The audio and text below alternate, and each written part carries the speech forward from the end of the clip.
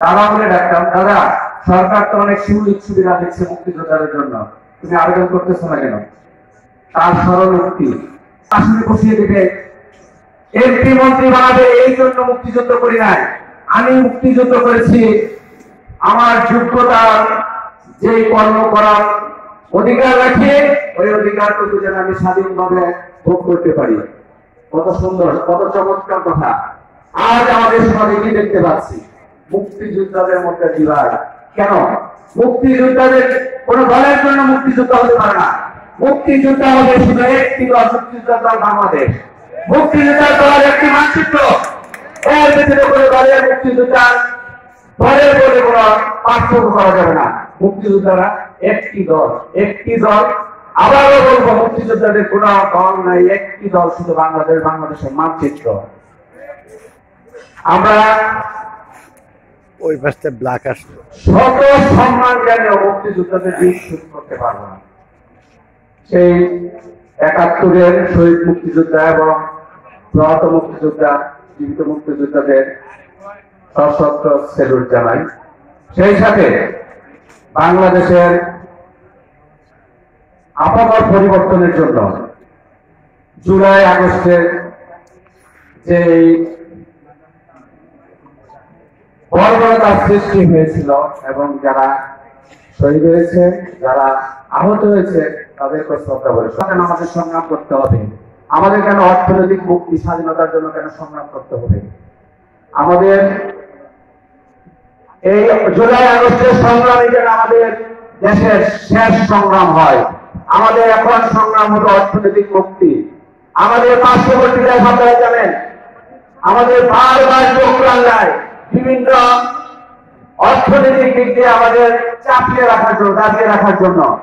আমাদের সার্বভৌমত্ব রক্ষার অতন্ত্র প্রহরী আছে আমাদের গর্বের সেনাবাহিনী।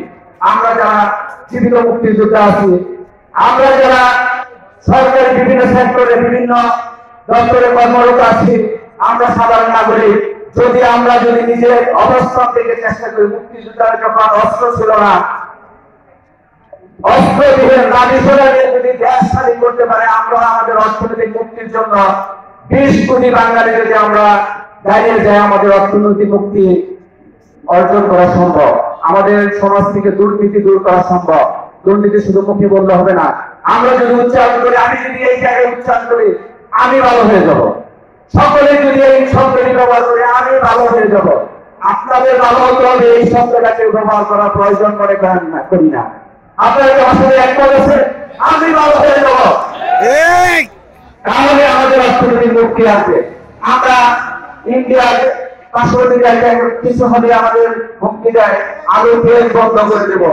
আমাদের যদি ব্যক্তিগতভাবে আমরা যার যার বাড়ির আইনায় যদি আলু পেঁয়াজ নিজের প্রয়োজন মেটানোর জন্য উৎপাদন করতে সক্ষম হয়, যাই পেশাই করি, আমরা আলু পেঁয়াজ অন্যান্য যে আনুষঙ্গিক বিষয়গুলো শস্য ইন্ডিয়া থেকে আমদানি করা হয়, আমরা যদি নিজেরটা নিজে উৎপাদন করতে চেষ্টা করি, বেশি জিনিস লাগে না।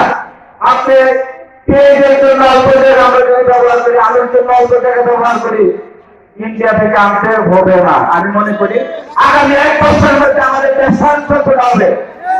গরু রপ্তানি বন্ধ করার পরে আমাদের গরু পালন বৃদ্ধি পায়।